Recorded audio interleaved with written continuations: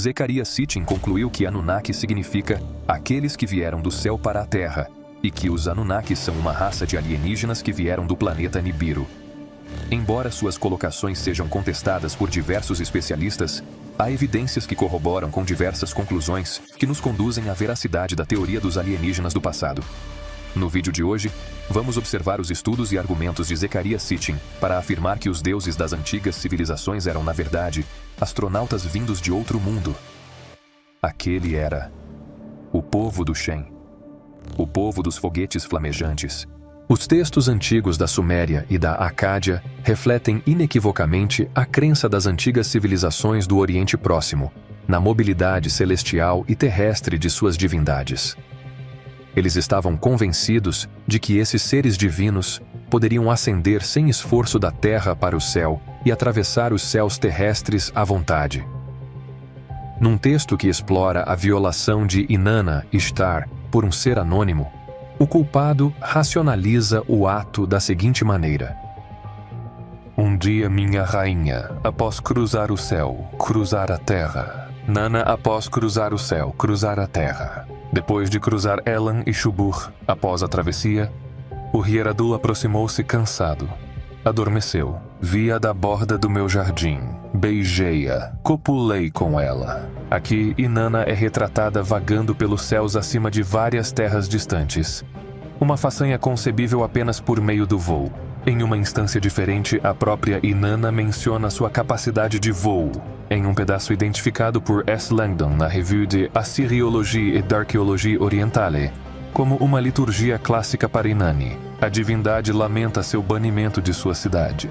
Seguindo as diretrizes de Enlil, um mensageiro que me transmitiu o decreto celestial entrou em sua câmara real. Suas mãos intocadas pela água se deitaram sobre mim, e após outras humilhações, eu do meu templo eles fazem voar. Uma rainha sou eu que da minha cidade, como um pássaro eles fazem voar. Esta capacidade de voo não apenas em Inanna, mas também em outras divindades principais. Foi frequentemente ilustrado por artistas antigos que retratavam esses deuses de aparência humana com asas. As asas, discerníveis em inúmeras obras de arte, não eram extensões do corpo, mas adições ornamentais ao traje divino.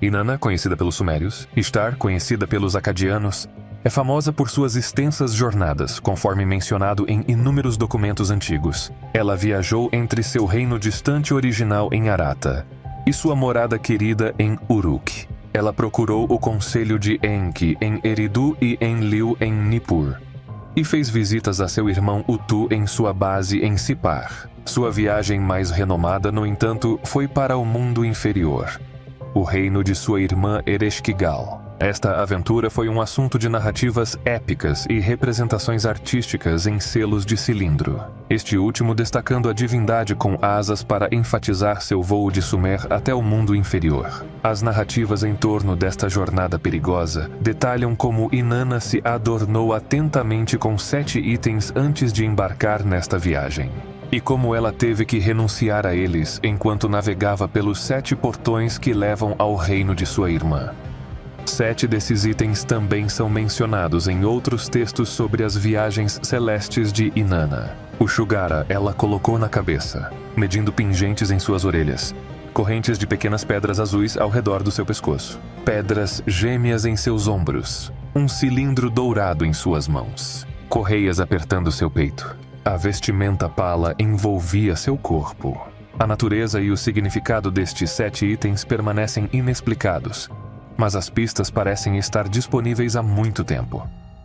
Durante a escavação da capital assíria, Assur, entre 1903 e 1914, Walter Andre e sua equipe descobriram no templo de Ishtar uma estátua danificada da deusa adornada com vários dispositivos em seu peito e costas. Em 1934, uma estátua semelhante, mas bem preservada, foi descoberta em Mari. Esta representação em tamanho real de uma bela mulher com um adorno de cabeça com chifres, significando seu status divino, era apelidada de deusa com um vaso devido ao objeto cilíndrico que ela segurava. Ao contrário de esculturas planas ou relevos de arco, Esta representação tridimensional revelou aspectos intrigantes de sua vestimenta. Ela não usou um chapéu, mas um capacete especializado, dos quais objetos parecendo fones de ouvido de piloto se estendiam sobre as orelhas. Um colar de numerosas pedras pequenas e provavelmente valiosas adornava seu pescoço e peito superior. O objeto cilíndrico em suas mãos parecia demasiado denso e pesado para ser um recipiente de água. Acima de uma blusa transparente, 2 alças paralelas se estendiam pelo peito dela, prendendo uma caixa retangular incomum nas costas. Esta caixa foi firmemente presa ao capacete com uma tira horizontal na nuca da divindade. O que a caixa continha deve ter sido pesado, pois foi ainda mais suportado por grandes ombreiras. O peso da caixa foi aumentado por uma mangueira conectada à sua base por meio de uma braçadeira circular. Este conjunto de dispositivos, que eles indubitavelmente eram, era mantido no lugar por 2 conjuntos de tiras que se cruzavam nas costas e no peito da divindade. A correlação entre os 7 artefatos usados por Inanna para suas viagens aéreas e a vestimenta e os acessórios adornados pela estátua descoberta em Mari, e possivelmente o desfigurado descoberto no templo de Ishtar em Asher, é aparente. Os pingentes de medição, sinônimos de fones de ouvido, adornam suas orelhas. Uma série ou cadeia de pedras pequenas circunda seu pescoço. As pedras gêmeas, representando 2 ombreiras, repousam sobre seus ombros. O cilindro dourado é segurado em suas mãos e as correias se entrelaçam em seu peito. Adornada com uma vestimenta pala, vestimenta de governante, sobre a cabeça repousa o capacete Shigara, uma frase que denota o que permite viajar longe no universo. Tais observações sugerem a possibilidade de que o guarda-roupa de Inanna era semelhante ao de um aeronauta ou astronauta. No Antigo Testamento, os anjos do Senhor são referidos como Malaquim, traduzidos como emissários, encarregados de entregar mensagens divinas e executar ordens divinas. Numerosas instâncias os retratam como aviadores divinos. Jacó viu-os subindo uma escada para o céu. Hagar, a concubina de Abraão, recebeu mensagens deles dos céus, e eles orquestraram a obliteração aérea de Sodoma e Gomorra. A narrativa dos eventos que levaram à demolição dessas 2 cidades corruptas ilumina que esses emissários eram antropomórficos em todos os aspectos. Ainda eram reconhecíveis como anjos à vista. Observou-se que a manifestação deles foi abrupta. Abraão levantou seu olhar e, surpreendentemente, 3 homens estavam perto dele. Mostrando reverência e dirigindo-se a eles como meus senhores, ele implorou: não negligencie teu servo, persuadindo-os a limpar seus pés, relaxar e jantar.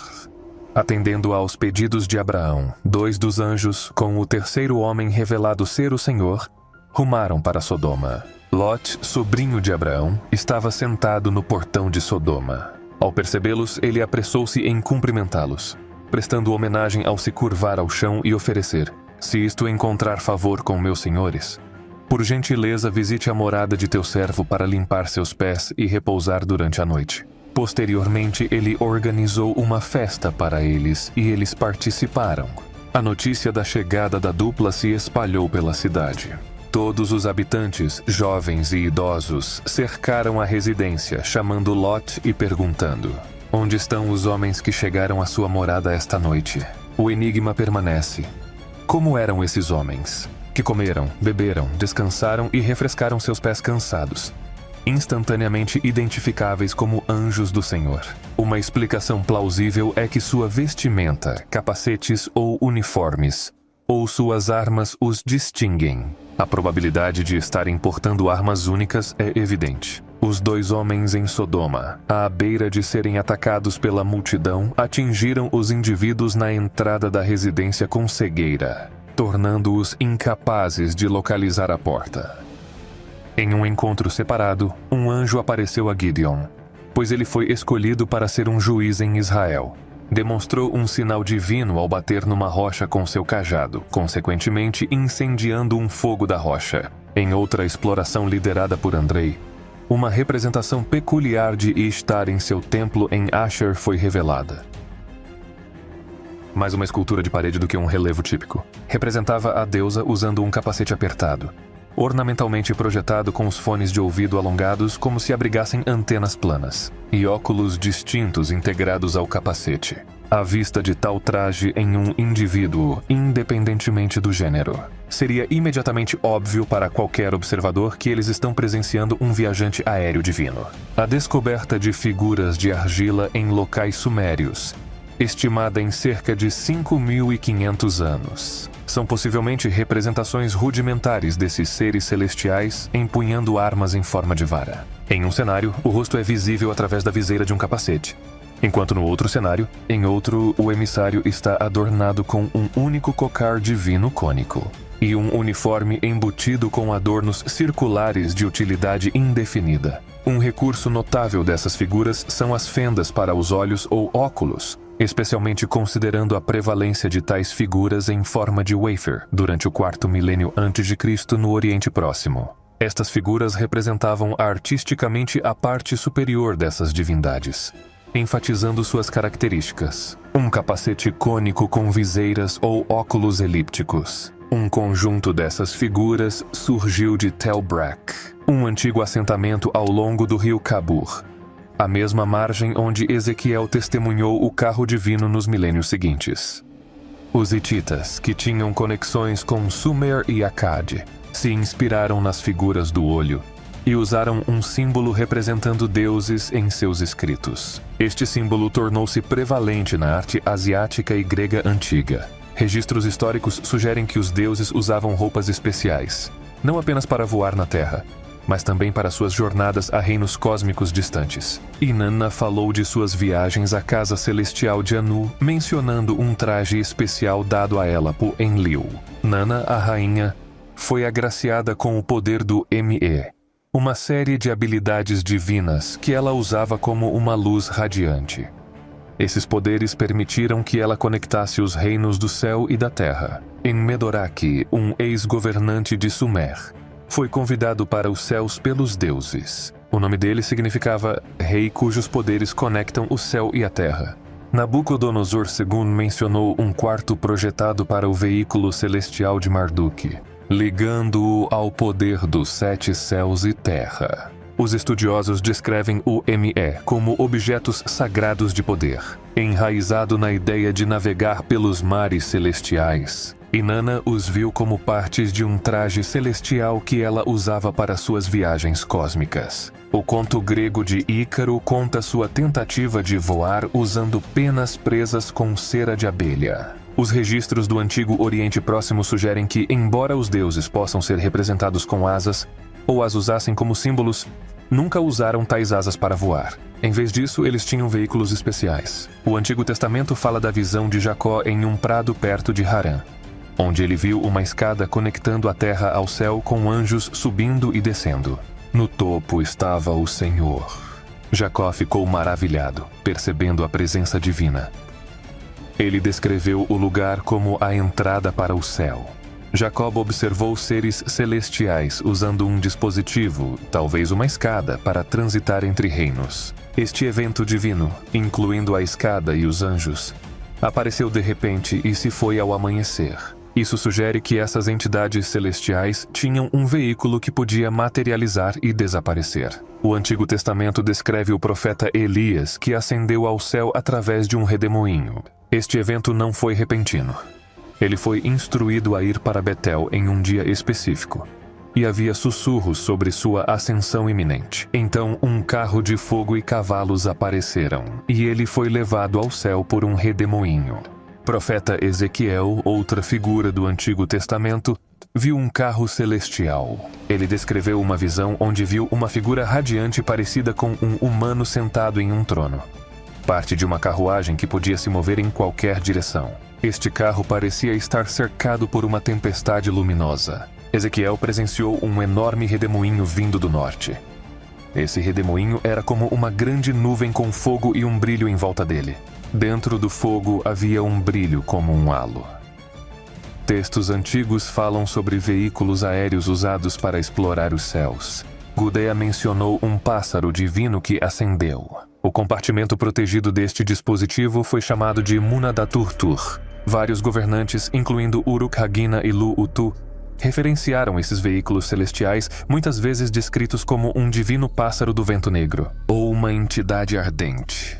Nabucodonosor II da Babilônia falou de um barco chamado Iju, que significa alto para o céu, brilhando à noite. Este barco, referido como o carro de Marduk, era um veículo supremo entre o céu e a terra. Outro termo para este navio era Zagmuku, que significa uma embarcação radiante destinada ao distante, um MU.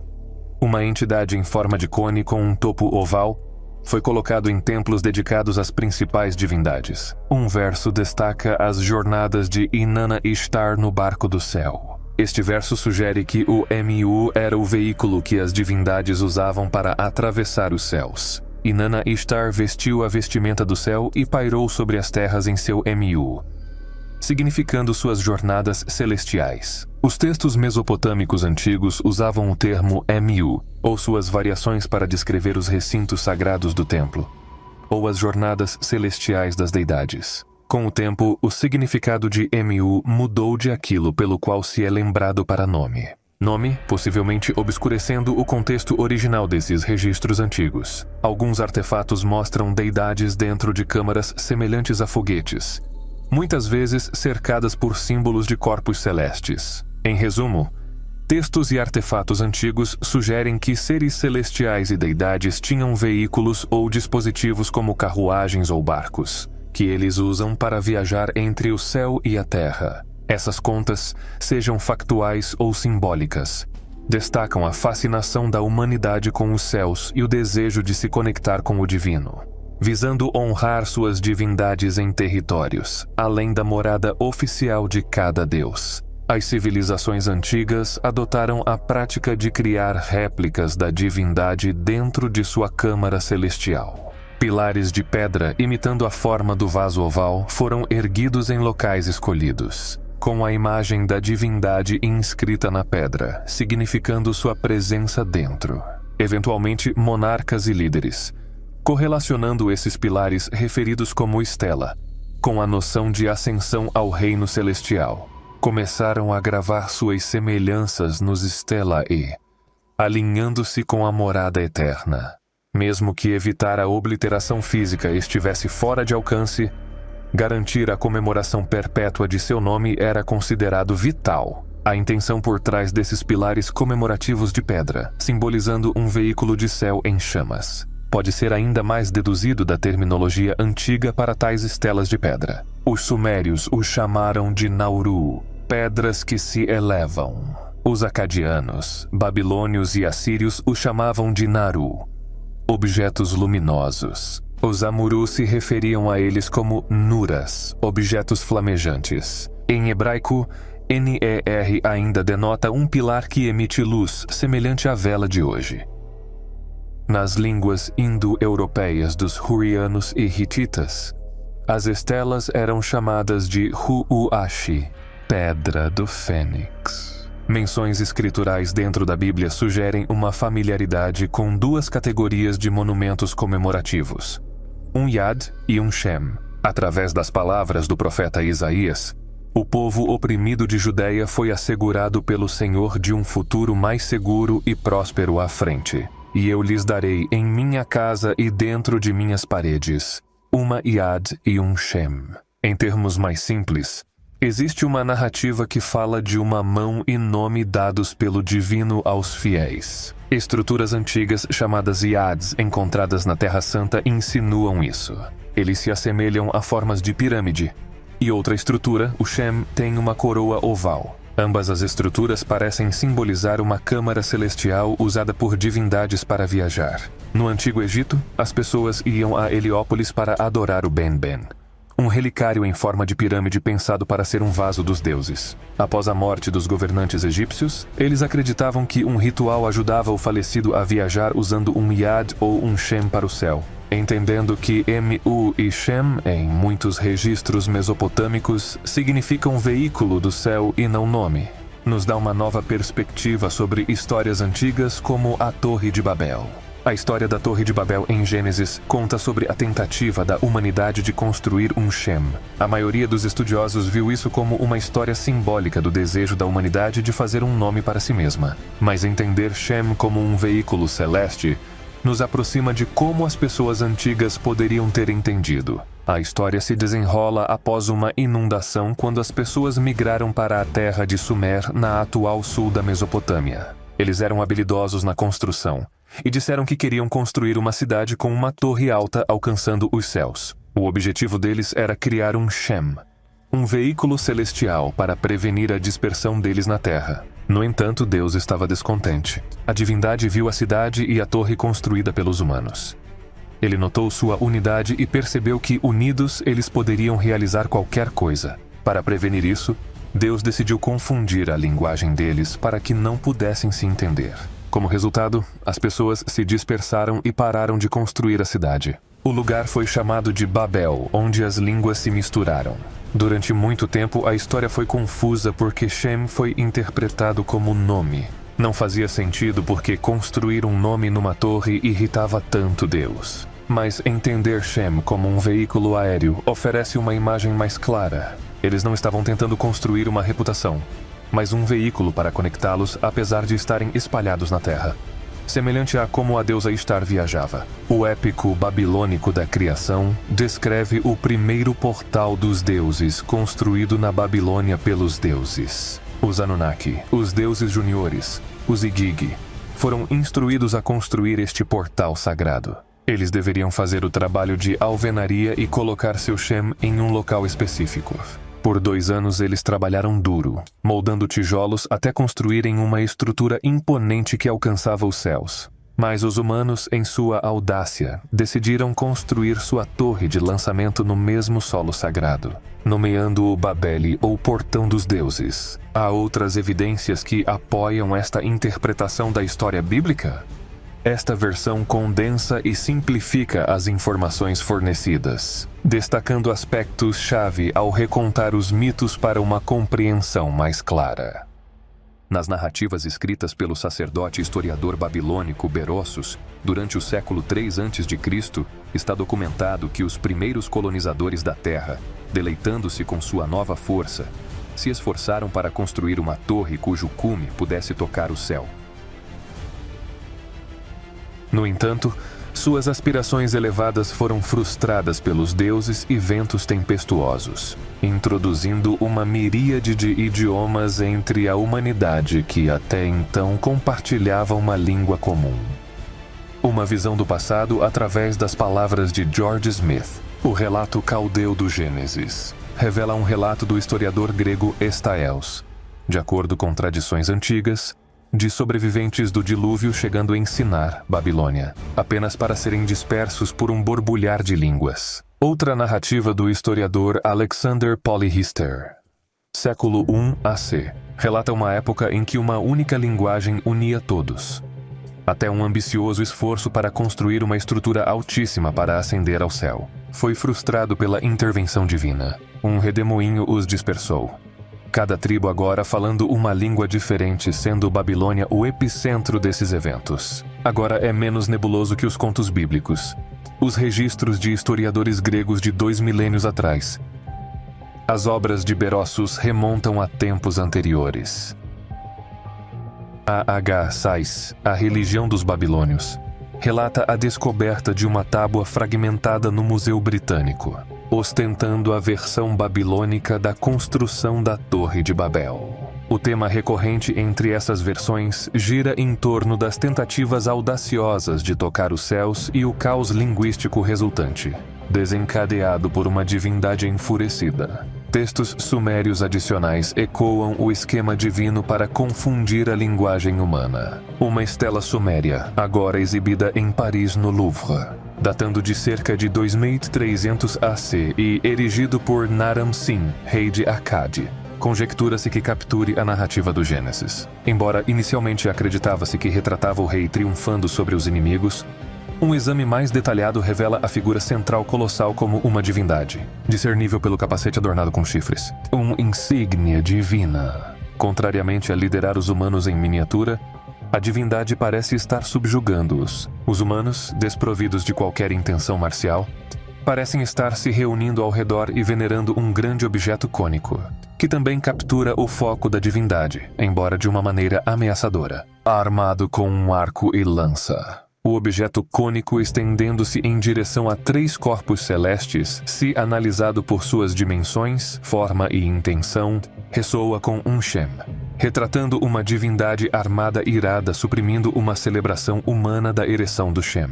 Tanto os textos mesopotâmicos quanto a narrativa bíblica ecoam um ethos singular. Os vasos aéreos eram domínios divinos, não para serem brincados pela humanidade. Ambas as fontes afirmam que as ascensões ao reino celestial eram permitidas apenas por ordem dos deuses. Tecelagem de contos de tais ascensões e até viagens cósmicas. O Antigo Testamento registra instâncias em que mortais foram agraciados com ascensões celestiais. Entre os primeiros estava Enoque, um patriarca pré-diluviano estimado por Deus e que caminhava ao lado do Senhor, descendendo 7 gerações de Adão e sendo bisavô de Noé, herói do dilúvio.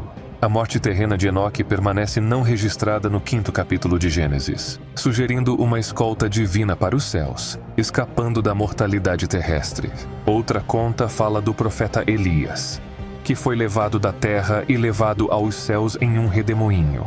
Uma referência obscura no Antigo Testamento menciona um terceiro mortal, o governante de Tiro, um centro fenício ao longo das margens orientais do Mediterrâneo, graced with a divine voyage to the heavenly abode, acquiring profound wisdom thereafter.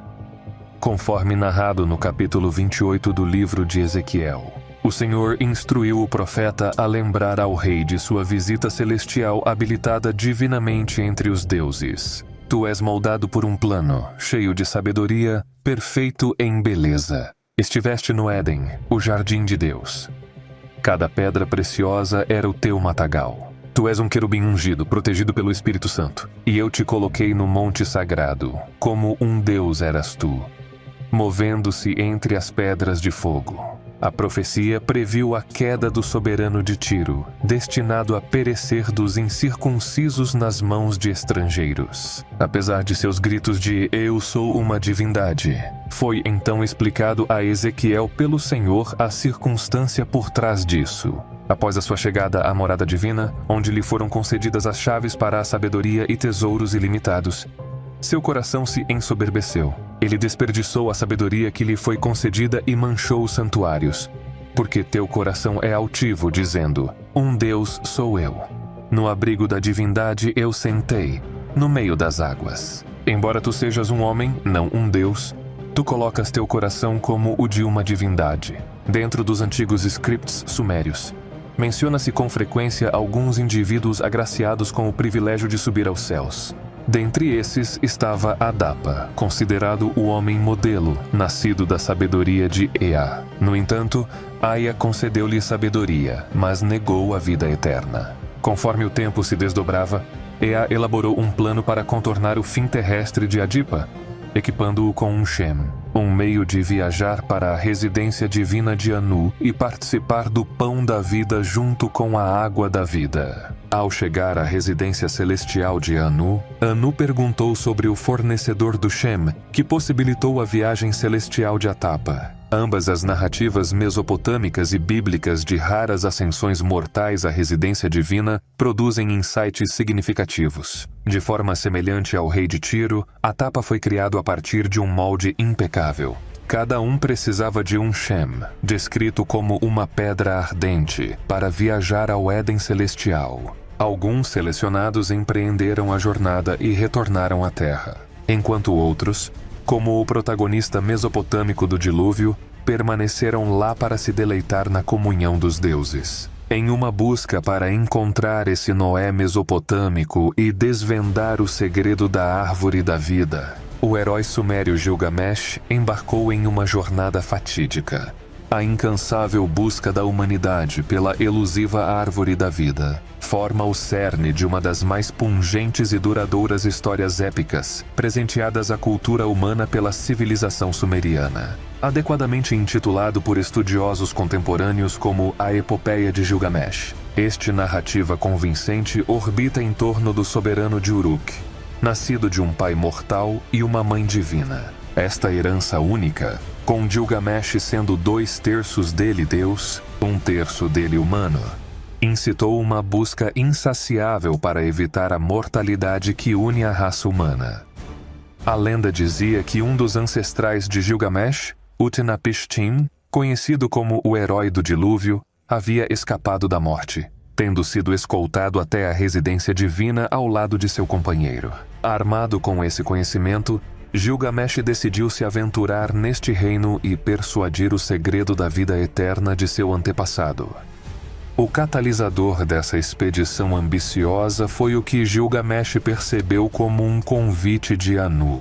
A conta retrata o que parece ser a descida à terra de um foguete exausto, como narrado por Gilgamesh à sua mãe divina, a deusa Ninsen. Minha mãe, durante a noite senti alegria e andei entre os meus nobres. As estrelas se reuniram nos céus. A obra de Anu desceu em minha direção. Eu tentei levantá-lo. Era muito pesado. Eu tentei movê-lo, não consegui movê-lo. O povo de Uruk se reuniu em torno dele, enquanto os nobres beijavam suas pernas. Quando encostei minha testa, eles me deram suporte. Levantei meus olhos. Eu trouxe para ti. O texto exibe uma explicação fragmentada da mãe de Gilgamesh sobre o evento, tornando o significado ambíguo. É aparente, no entanto, que a visão da entidade descendente, a obra de Anu, impulsionou Gilgamesh para a sua aventura seguinte.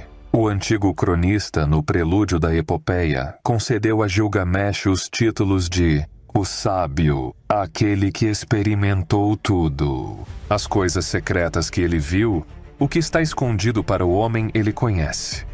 Ele até trouxe notícias de um tempo antes do dilúvio. Ele também fez a jornada distante, cansativa e sob dificuldades. Ele retornou e gravou todo o seu trabalho em uma coluna de pedra. A viagem remota empreendida por Gilgamesh foi direcionada para o reino dos deuses com seu aliado Enkidu ao seu lado. Seu destino era o território de Tilman, onde Gilgamesh teve a oportunidade de estabelecer um Shem para si mesmo. Interpretações modernas comumente usam o termo nome, em lugar do Emu sumério ou do Shumu acadiano encontrados nos escritos históricos. No entanto, neste caso, Shem será utilizado para garantir que a representação exata do conceito, um veículo aéreo, seja transmitida. O governante Gilgamesh, em direção à terra de Tilman, colocou sua mente. Ele diz ao seu companheiro Enkidu, o Enkidu, eu entraria na terra, montaria meu Shem, nos lugares onde o Shem foi levantado. Eu levantaria meu Shem. Apesar dos esforços para desencorajá-lo, não apenas os anciãos de Uruk, mas também as divindades consultadas por Gilgamesh, recomendou que ele primeiro procurasse a aprovação e ajuda de Utu Shamash. Para se aventurar na terra, notifique Utu, eles avisaram. A terra, ela cai sob a jurisdição de Utu. Eles enfatizaram e reenfatizaram.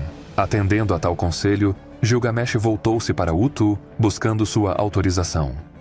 Deixe-me entrar na terra. Deixe-me montar meu Shem. Nos lugares onde os Shems são levantados, deixe-me levantar meu Shem. Leve-me ao local de desembarque estabeleça sobre mim a tua proteção. Uma lacuna lamentável no tablet deixa o conhecimento sobre o local do desembarque obscurecido.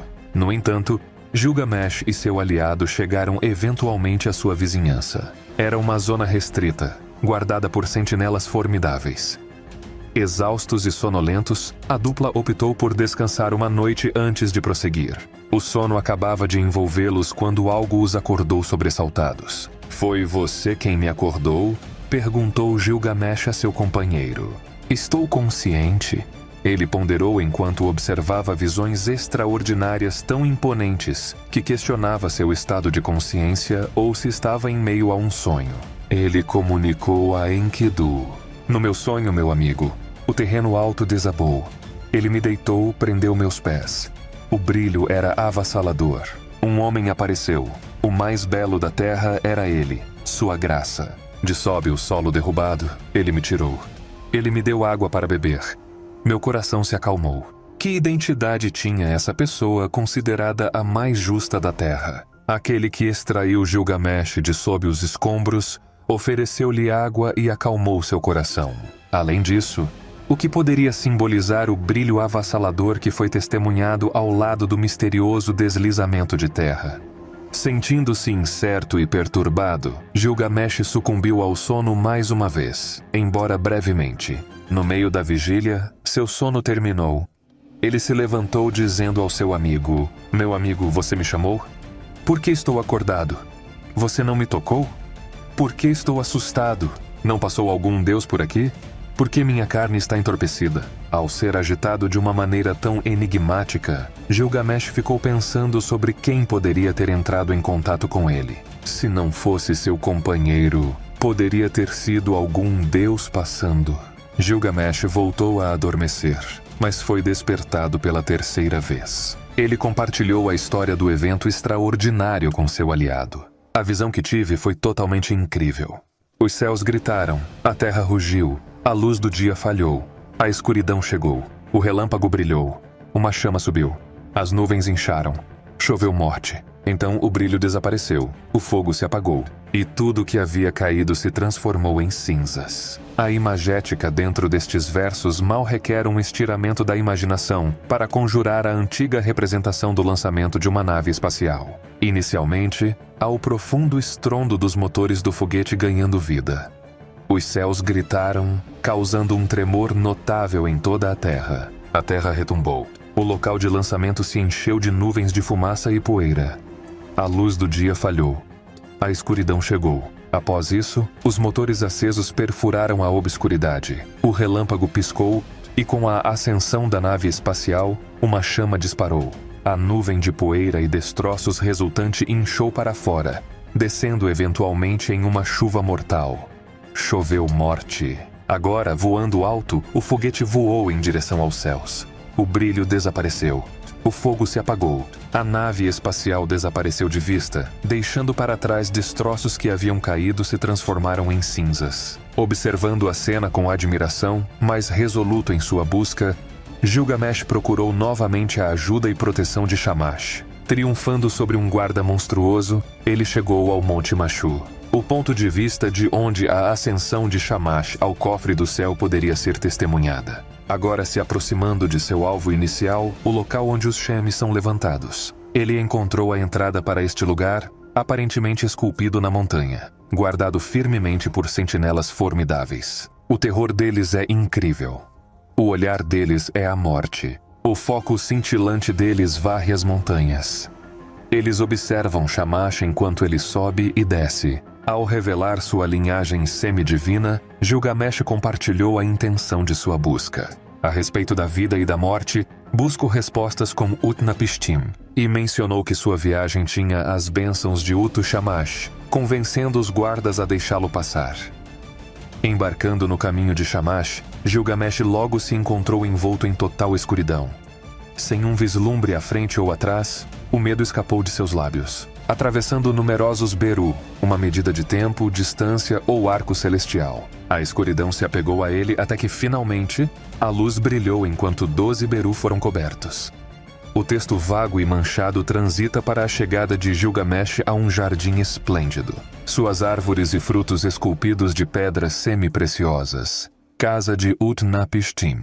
Apresentando seu dilema ao seu antepassado, Gilgamesh recebeu uma resposta desanimadora. O destino mortal do homem era inescapável. No entanto, um vislumbre de esperança foi oferecido quando Utnapishtim revelou o paradeiro da planta da juventude, aclamada como homem rejuvenesce na senescência. Exultante, Gilgamesh garantiu a planta. Mas o destino jogou sua mão cruel, fazendo-o perder seu prêmio no caminho, retornando a Uruk despojado. Ignorando as dimensões literárias e filosóficas da narrativa por um momento, nosso foco se volta para seus aspectos aeroespaciais. O Shem, Essencial para Gilgamesh se aproximar da morada divina era inconfundivelmente um foguete, um dos lançamentos que ele observou perto da zona de pouso. Aparentemente, esses foguetes estavam alojados dentro de uma montanha, em uma região restrita e fortemente guardada, embora nenhuma representação visual da observação de Gilgamesh tenha surgido. Um esboço descoberto em uma tumba distante do governador egípcio retrata uma cabeça de foguete emergindo acima do solo entre as tamareiras. O eixo do foguete está evidentemente escondido no subsolo dentro de um silo projetado por humanos, adornado com peles de leopardo segmentadas tubularmente. Os antigos desenhistas, semelhantes aos seus contrapartes modernos, ilustraram uma seção transversal do silo subterrâneo, revelando vários compartimentos. 2 indivíduos estão encapsulados por tubos sinuosos na parte inferior, com 3 painéis circulares posicionados acima deles. Avaliando a cabeça do foguete, a cama, Ben, contra os indivíduos dentro e fora dele. É aparente que esta câmara celestial, semelhante ao sumeriano Mu, poderia acomodar 1 ou 2 ocupantes. Tilman, o destino da viagem de Gilgamesh, traduz-se para a Terra dos Mísseis. Era o reino onde os Shems ascendiam, governado por Utu-Shamash, um local onde se podia testemunhar esta divindade subir para o arco do céu. Embora o alter ego celestial dessa divindade entre o panteão dos 12 fosse o Sol, é sugerido que seu nome não significava Sol, mas aludia a seus papéis e deveres. Utu, seu epíteto sumério, incorporou o que brilhantemente atravessa. Seu derivado acadiano, Shemesh, esclareceu ainda mais. Ash significava fogo, elucidando a interpretação original de Shem. Utu-Shamash, conhecido como o Senhor do Foguete de Fogo, é proposto para ter sido o supervisor do espaçoporto celestial. Em questões de viagens ao reino celestial divino, a posição autoritária de Utu-Shamash é significativamente destacada, junto com as funções desempenhadas por seus assistentes, conforme ilustrado vividamente em outra narrativa suméria da ascensão de um mortal aos céus. Os arquivos dos monarcas sumérios revelam que Etana, o 13º soberano de Kish, foi reconhecido como aquele que ascendeu ao céu. Esta observação sucinta não exigia maiores esclarecimentos, dada a ampla familiaridade da história sobre a expedição do rei terrestre aos céus exaltados através do antigo Oriente Próximo, um tópico artisticamente capturado em numerosos selos ilustrados. É transmitido que as divindades selecionaram Etana para conceder à humanidade as bênçãos de estabilidade e prosperidade. Essa era a essência da realeza, uma sociedade estruturada. No entanto, um obstáculo surgiu, pois Etana foi incapaz de gerar um herdeiro para perpetuar a linhagem real. A solução singular residia em uma planta mística de nascimento, acessível a Atana somente se recuperada do domínio celestial. Em um cenário que lembra os empreendimentos de Gilgamesh em uma era subsequente, Etana buscou o endosso e apoio de Shamash. A narrativa esclarece progressivamente que o apelo de Etana a Shamash era para um Shem repetidamente. Ó Senhor, permita que saia de sua boca, conceda-me a planta do nascimento. Mostre-me a planta do nascimento. Remova minha desvantagem. Produza para mim um Shem, honrado através de súplicas e nutrido por ofertas de ovelhas. Shamash concordou em cumprir o pedido de Etana a Hashem.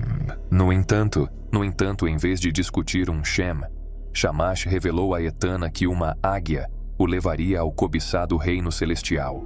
Guiando Etana para a cavidade onde a águia estava confinada, Shamash também havia informado a águia sobre a missão iminente anteriormente. Através de trocas enigmáticas com seu senhor Shamash, a águia foi informada. Um homem eu vou direcionar a ti. Ele vai agarrar tua mão. Guie-o até aqui. Atenda aos seus pedidos. Obedeça ao meu comando. Ao chegar à montanha designada conforme instruído por Shamash, Etana observou a cova. E dentro dela, a águia estava presente. Sob o decreto do valente Shamash, a águia iniciou a interação com Etana. Mais uma vez, Etana elucidou seu objetivo e localização desejada. A águia então começou a esclarecer Etana sobre a metodologia para elevar a águia de seu poço. As 2 primeiras tentativas foram mal sucedidas, Mas na terceira tentativa, a águia foi adequadamente levantada. Na primeira luz, a águia comunicou a Etana: meu companheiro, para o céu de Anu vou te transportar.